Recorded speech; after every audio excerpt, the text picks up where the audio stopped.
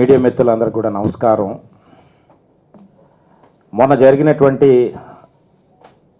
ఒక బాధాకరమైనటువంటి విషయం, ఆంధ్రప్రదేశ్ రాష్ట్ర హోంమంత్రి మా సోదరి అనిత గారి మీద అనుచిత వ్యాఖ్యలు చేసినటువంటి, గతంలో పనిచేసినటువంటి ఐటీ శాఖ మంత్రిగా అవగాహన తత్వం లోపించినటువంటి వ్యక్తి గుడివాడ అమర్నాథ్. ఈరోజు మీరు వ్యవహరిస్తున్నటువంటి తీరు రాష్ట్ర ప్రజలందరూ కూడా చూస్తూ ఉన్నారు. ముందుగా నేను అనిత గారి గురించి 2 మాటలు చెప్పాలి. ఒక సామాన్యమైనటువంటి దళిత కుటుంబంలో పుట్టి, ఒక సామాన్యమైనటువంటి టీచర్గా బాధ్యతలు సేకరించి, తర్వాత రాష్ట్ర రాజకీయాల్లోకి అడుగుపెట్టి ఎవరి సహకారం లేకుండా ఆవిడ కష్టంతో ఒక శాసనసభ్యురాలుగా, పాయకరావుపేటకి శాసనసభ్యురాలుగా ఎన్నుకోబడి ఆంధ్రప్రదేశ్ రాష్ట్ర మహిళా అధ్యక్షురాలుగా, అంతేకాకుండా ఒక పాలిట్ బ్యూరో సభ్యురాలుగా, అంతేకాకుండా ఈరోజు రాష్ట్ర హోంమంత్రిగా, అంటే ఒక సక్సెస్ఫుల్ లైఫ్ని తీసుకుంటూ మహిళా లోకానికి ఒక ప్రెస్టేజ్ ఇష్యూగా ముందుకు వచ్చినటువంటి వ్యక్తి మా సోదరి అనిత గారు. ఈరోజు 43,000 ఓట్లు మెజార్టీ అంటే ప్రజల ఆదరణ పొంది ఈరోజు పాయకరావుపేట శాసనసభ్యురాలుగా అయినటువంటి వ్యక్తిని పట్టుకొని గుడివాడ అమర్నాథ్ అన్నటువంటి వ్యక్తి మేకప్లు కేజీ వస్తుంది పుట్టి అని చెప్పి మాట్లాడుతున్నటువంటి అవగాహన లోపంతో మాట్లాడుతూ ఉన్నాడు. ఈరోజు నేను ఒకటే అడుగుతా ఉన్నాను, గొడ్డలపాటి అధ్యక్షుడు జగన్మోహన్ రెడ్డి మహిళల పట్ల ఉన్నటువంటి జీవిత చరిత్ర ఏంటో ఒక్కసారి నేను వివరిస్తాను. జైల్లో ఉన్నప్పుడు చెల్లిని ఏ విధంగా రాజకీయ స్వలోభాల కోసం ఆవిడ్ని వాడినటువంటి పరిస్థితి మనం చూసాం. కనీసం ఎమ్మెల్యే సీటు కూడా ఇవ్వకుండా పక్కన పెట్టినటువంటి పరిస్థితి మనం చూసాం. తల్లి పార్టీ మరి అధ్యక్షురాలుగా, గౌరవ అధ్యక్షురాలుగా, వైఎస్ఆర్సీపీ పార్టీకి అధ్యక్షురాలుగా విజయమ్మ గారిని ఏ విధంగా వాడుకొని తర్వాత ప్రజల ముందు, కార్యకర్తల ముందు నమస్కారం పెట్టించి పక్కకు నెట్టేసినటువంటి వ్యక్తి. అంటే నీ ఇంట్లో తల్లిని చెల్లిని ఏ విధమైనటువంటి గౌరవించావు అనేది రాష్ట్ర ప్రజలందరూ చూశారు జగన్మోహన్ రెడ్డి.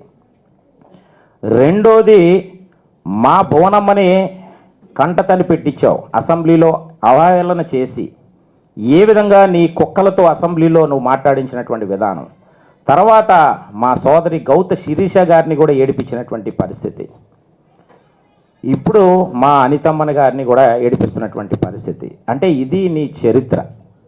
అంటే మహిళల పట్ల ఏ విధంగా నీకు గౌరవం ఉందో అనేది క్లియర్ కట్గా అర్థమవుతోంది. రెండోది, సజ్జల భార్గవ్ రెడ్డి అనేటువంటి ఒక వెధవతో సోషల్ మీడియాలో కూడా మహిళల పట్ల ఏ విధంగా అసభ్యకరమైనటువంటి పోస్టులు పెట్టించి మహిళలను ఏ విధంగా క్రించపరిచే పద్ధతిలో నీ ప్రభుత్వ హయాంలో నడిచిందో రాష్ట్ర ప్రజలందరూ కూడా చూశారు. ఈరోజు జగన్మోహన్ రెడ్డికి నేను ఒకటే సమాధానం చెప్తా ఉన్నాను, మహిళలంటే నీకు గౌరవం లేదు. ఈరోజు ఆర్టిఫిషియల్ ఇంటెలిజెన్స్ ద్వారాగా దేశం ముందుకెళ్తా ఉంటే మహిళలకు 33% రిజర్వేషన్స్ ఇస్తూ ఈరోజు ముందుకు నడిపించాలన్నటువంటి ఆలోచన విధానంతో అన్ని రంగాల్లో ఈరోజు మహిళలు మగవాళ్ళకి ధీటుగా సమానంగా ఉన్నారని ఈరోజు దేశంలో వాళ్ళని ఏ విధంగా ప్రోత్సహించే విధంగా ఈరోజు దేశం కానీ రాష్ట్రం, ముఖ్యంగా ఆంధ్రప్రదేశ్ రాష్ట్ర ముఖ్యమంత్రి నారా చంద్రబాబు నాయుడు గారు ముందుకు తీసుకెళ్తూ ఉంటే నీ సంస్కృతి మాత్రం ఈ విధంగా వ్యవహరిస్తున్నటువంటి తీరు ఇది మంచి పద్ధతి కాదు. ఈరోజు నేను గుడివాడ అమర్నాథ్కి ఒకటే నేను చెప్తా ఉన్నాను, అమర్, నీకు నాకు చాలా సంవత్సరాలు బట్టి సన్నిహితం ఉంది. నువ్వు బచ్చాగడువు నా దగ్గర రాజకీయాలు రాకముందు. నీకు భిక్ష పెట్టిందే తెలుగుదేశం పార్టీ. ఆ రోజు రాజకీయాలు మీ నాన్న చనిపోయిన తర్వాత మూర్తి గారు, మీ అమ్మ అంటే మా అక్కే అవుతుంది, నేను అక్క అని పిలుస్తాను ఇప్పటికీ కూడా. అంటే మా గౌరవం, మా సంస్కారం ఇది. గుడివాడ నాగమణి గారు నేను అక్క అని పిలుస్తాను, వాళ్ళ ఇంట్లో సన్నిహితంగా ఉన్నటువంటి వ్యక్తిని. అప్పుడు కార్పొరేటర్ స్థాయి నిన్ను చేస్తే రాజకీయ భిక్ష పెట్టింది తెలుగుదేశం పార్టీ. తర్వాత నువ్వెవడవు అని చెప్పి కుర్రోడు పర్లేదు బాగా ఉన్నాడు అన్నటువంటి ఆలోచనతో ఆ రోజు ఉన్నటువంటి నీ జగన్మోహన్ రెడ్డి నిన్ను పార్టీలోకి తీసుకొని నీకు గౌరవం ఇచ్చారు. అంటే ఎక్కడి నుంచి నీకు నీ రాజకీయ భవిష్యత్తు స్టార్ట్ అయింది? ఇది గమనించాలి. నీ ఇంట్లో అక్క ఉంది రేఖ, నాకు తెలుసు కదా. మరి మీ రేఖ కానీ మరి అనుష నీ వైఫ్ కానీ మరి మేము అలాగా తప్పుడుగా మాట్లాడితే ఎవరన్నా సరే సహించగలరు? అది విజ్ఞతతో మాట్లాడాలి. నేను అడుగుతా ఉన్నా, నీకు లాస్ట్ టైం కూడా నేను సవాల్ విసిరాను. ఇన్ఫర్మేషన్ టెక్నాలజీస్కి కూడా స్పెల్లింగ్ చెప్పలేనటువంటి నువ్వు ఈరోజు నువ్వు మాట్లాడుతూ ఉన్నా అంటే రాజకీయ స్వలోభాల కోసం. ఈరోజు ఏంటంటే మీ మనుగడ రోజు రోజుకి గ్రాఫ్ తగ్గిపోతూ ఉంది. జగన్మోహన్ రెడ్డి మనుగడ ఈ రాష్ట్రంలో పోతా ఉంది. ఏదో ఒక అలజడి సృష్టించి గతంలో కూడా నేను మేనమావని ఎస్సీ ఎస్టీలకి దళితులకి గిరిజనులకి అని చెప్పుకొని ఆ రోజు కూడా దళితులను డోర్ డెలివరీ చేసి దళిత డాక్టర్ని హత్య చేసి ఏ విధంగా దళితుల మీద కక్ష పెట్టుకొని పొట్టను పెట్టుకున్నావో అదే రిపీట్ చేస్తా ఉన్నారు మా ప్రభుత్వంలో కూడా. ఇప్పుడు నువ్వు చేస్తుంది ఏంటంటే దళిత మహిళా హోంమంత్రిగా ఉన్నటువంటి అనిత గారిని కూడా కించపరిచే విధంగా ఈరోజు నువ్వు వ్యవహరిస్తున్నటువంటి తీరు. మా సంస్కృతి ఈరోజు ఆర్టిఫిషియల్ ఇంటెలిజెన్స్, అంతేకాకుండా ఈరోజు ఒక ఐటీ హబ్గా ఈరోజు మేము చేస్తుంది ప్రజలకి సేవ. ఎవరైతే యువకులు ఉన్నారో నిరుద్యోగులుగా ఉన్నటువంటి వాళ్ళకు ఉద్యోగ కల్పన చేస్తూ ఈరోజు మేము ముందుకు వెళ్తా ఉన్నాం. కానీ ఈరోజు మీరు వ్యవహరిస్తున్నటువంటి తీరు మహిళల్ని కించపరిచి గతంలో కూడా మనం చూసాం. అసెంబ్లీలో మాజీ మంత్రిగా ఉన్నటువంటి మరి మా సోదరి పీతల సుజాత గారిని కూడా అవహేళన చేసినటువంటి ఆ రోజు రోజా, ఆ రోజు కూడా మహిళతోనే నువ్వు క్రంచపరిచే విధంగా ఆ రోజు కూడా వ్యవహరించినటువంటి తీరు ఈ మానుకోండి. మీరు ఇంకా ఈ విధమైనటువంటి పరిస్థితిలో వెళ్ళడం అనేది ఇది మంచి పద్ధతి కాదు. నీ పార్టీలో ఉన్నటువంటి సంస్కృతి 5 సంవత్సరాల కాలంలో అవంతి, చామంతి, బంతి, పూబంతి మరి ఇవన్నీ ఉన్నాయి కదా. ఇవన్నీ గంట అరగంటలో ఒక గౌరవ గోరెంట్ల మాధవ్ న్యూడ్ వీడియోలు బట్టలు ఇప్పుకొని, అంటే ఇది మీ సంస్కృతి. మా సంస్కృతి ఏంటంటే మహిళలకు గౌరవించడం, మహిళలకి సమాన హక్కు కలిగించడం. ఈరోజు 33% వాళ్ళకి ఏదైతే రావాల్సినటువంటి హక్కు రిజర్వేషన్లో ఈరోజు కల్పించడం, వాళ్ళకి ముందుకు నడిపించే విషయంలో ఈరోజు మేము ముందుకు తీసుకెళ్తూ ఉంటే ఈరోజు మీరు చేస్తున్నటువంటి చేష్టలో ఈ మంచి పద్ధతి కాదు. నేను అమర్కి నీకు వార్నింగ్ ఇస్తా ఉన్నాను అమర్. నేను ఇది చెప్పడం కాదు, this is I'm giving a warning to you. ఒళ్ళు దగ్గర పెట్టుకొని కొవ్వెక్కి నీకు బాగా మదం ఎక్కి కొట్టుకుంటావు అమర్. నీకు అనకాపల్లిలో నడ్డు మీద తంతే గాజువాకలు వచ్చి పడ్డావు.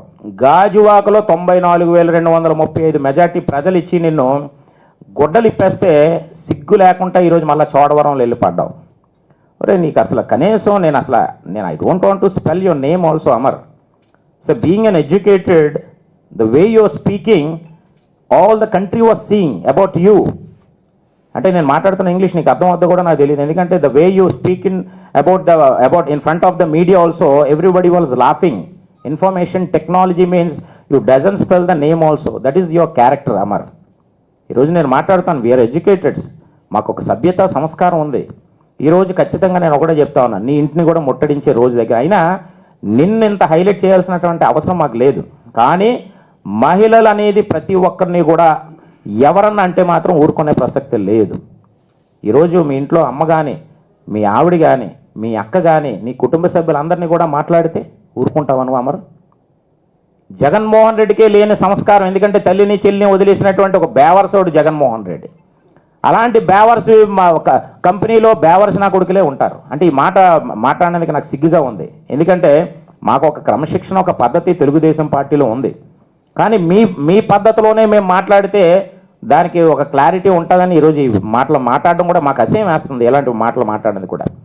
జగన్ నీకు చెప్తున్నా ఉన్నాను అమర్నాథ్, ఒళ్ళు దగ్గర ఎట్టుకొని వ్యవహరిస్తే బాగుంటుంది. లేదు అంటే రేపన్న రోజు నేను చెప్తా ఉన్నాను, రేపన్న రోజు నీకు బట్టలు ఇప్పి నీకు నడి రోడ్డు మీద పరిగెట్టించే పరిస్థితి మహిళలందరూ చేసుకోకుండా నువ్వు కాపాడుకుంటే నీకు మంచిదని నీకు హెచ్చరిస్తూ, జగన్మోహన్ రెడ్డి మరి ఆవిడ భార్య భారతిరెడ్డి గారు, ఏమ్మా మరి నువ్వు మీ ఆయన్ని కంట్రోల్లో పెట్టలేకపోతా ఉన్నావా నేను అడుగుతా ఉన్నాను. భారతిరెడ్డి, సభ్యత సంస్కారం నువ్వు కూడా చదువుకున్నావు కదా. ఈరోజు మేకప్ల కోసం అంటే మరి నువ్వెన్ని మేకప్ కిట్లు మరి వాడుతూ ఉన్నావు? నీ పిఏ ద్వారాగా నువ్వెన్ని మేకప్ కిట్లు తప్పించుకొని నువ్వు వాడుతూ ఉన్నావు? మేము అనలేక మగవాళ్ళగా మాకు సిగ్గేస్తూ ఉంది, మాకు అడ్డొస్తూ ఉంది, సంస్కారం అడ్డొస్తూ ఉంది ఇలాంటి మాటలు మాట్లాడడానికి. ఇది మంచి పద్ధతి కాదు. నేను ఒకటే తెలియజేస్తూ ఉన్నాను, ఈరోజు మీ ఉనికిని కోల్పోతూ ఉన్నారు కాబట్టి ఇలాంటి దుశ్చర్యలకు పాల్పడుతూ రాష్ట్రంలో ఏదో ఒక అలజడి సృష్టిస్తూ ఏదో ఒకటి విధ్వంసాలు చెయ్యాలి, ఏదో ఒకటి ఎలాంటి పరిణామాలు ఎదుర్కొనే పరిస్థితికి తీసుకొస్తా ఉన్నారు. కానీ ప్రజలు చూస్తూ ఉన్నారు అమర్, నీకు నీ రాజకీయ భవిష్యత్తు నేను ఇప్పుడు చెప్తా ఉన్నాను, రాసుకో. నువ్వేదో 2029లో మళ్ళా నేనేదో సీన్లోకి వస్తామని అనుకుంటా ఉన్నారు. వైఎస్ఆర్సీపీ అన్నటువంటి పార్టీ మూతపడిపోయే రోజు దగ్గరలో ఉంది.